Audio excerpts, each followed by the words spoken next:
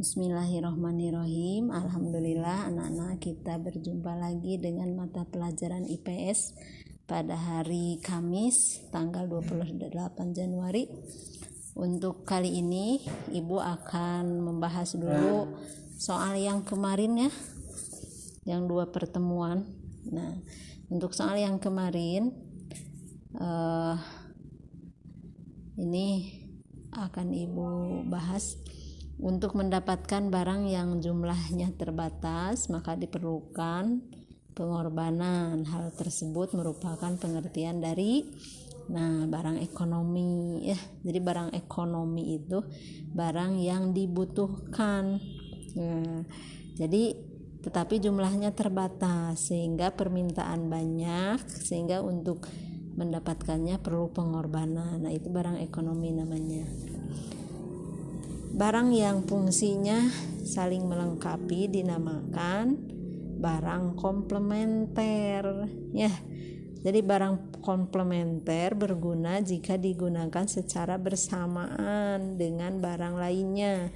Barang tersebut akan memiliki nilai guna tinggi jika digunakan secara bersama-sama dengan barang lain. Contoh kan kopi dengan gula gitu ya. Itu namanya barang komplementer. Suatu barang dikatakan sebagai barang bebas apabila barang tersebut didapat tanpa pengorbanan. Karena barangnya banyak, jadi kita tidak perlu susah-susah untuk mencarinya. Nah, itu disebut barang bebas. Parah ingin menyuguhkan kopi untuk temannya. Karena kopinya habis, maka ia memberikan teh. Kopi dan teh merupakan barang substitusi ya, yaitu barang yang digunakan untuk menggantikan fungsi barang lain. Itu namanya barang substitusi ya, bersifatnya saling menggantikan barang lainnya. Tidak ada kopi ganti dengan teh. Nah, itu yang disebut dengan barang substitusi. Selanjutnya komputer, traktor, dan mesin fotokopi menurut tujuan penggunaannya merupakan barang produksi ya. Kenapa? Karena barang itu adalah barang yang digunakan dalam proses produksi untuk menghasilkan barang kebutuhan manusia gitu. Jadi komputer untuk menghasilkan alat kantor, misalnya traktor untuk di sawah, makanya itu disebut barang produksi. Selanjutnya, alat pemuas kebutuhan berdasarkan proses pembuatannya, yaitu barang mentah, barang setengah jadi, dan barang jadi. Nah, itu yang disebut dengan proses pembuatannya.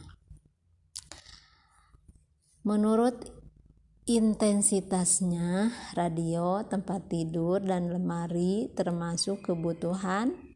Nah, ini kebutuhan sekunder. Kenapa?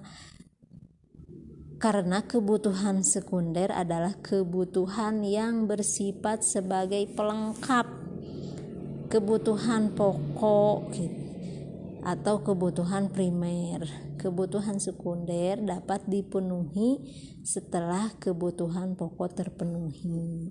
Makanya radio, tempat tidur, itu disebut kebutuhan sekunder. Karena kebutuhan primernya kita harus punya rumahnya dulu mungkin ya. Nah, itu.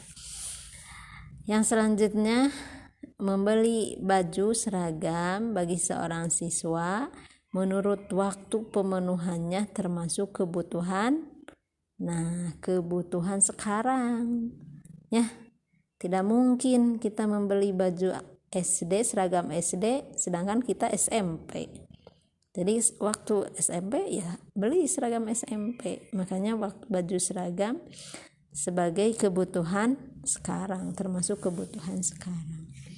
Selanjutnya, berdasarkan subjek yang membutuhkan, kebutuhan dibedakan menjadi Nah, ini menjadi kebutuhan individu dan kebutuhan kelompok.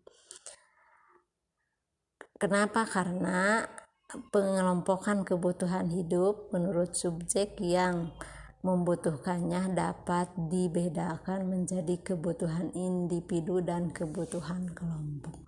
Itulah yang selanjutnya. Nah, itu mungkin ya untuk anak-anak. Ibu sudah dibahas soal-soal yang ibu kasih 2 minggu ke belakang. Mudah-mudahan anak-anak tetap semangat, tetap sehat walaupun pembelajaran kita masih seperti ini. Dan untuk soal berikutnya tetap latihan ya, itu untuk membuktikan bahwa kalian belajar. Kalau yang video ini cukup kalian simak, dan soalnya silahkan isi oleh kalian, nanti ibu sertakan. Untuk jawabannya boleh dari PDF yang ibu kirim atau dari sumber lain boleh ya. Sekian dari ibu. Wassalamualaikum warahmatullahi wabarakatuh.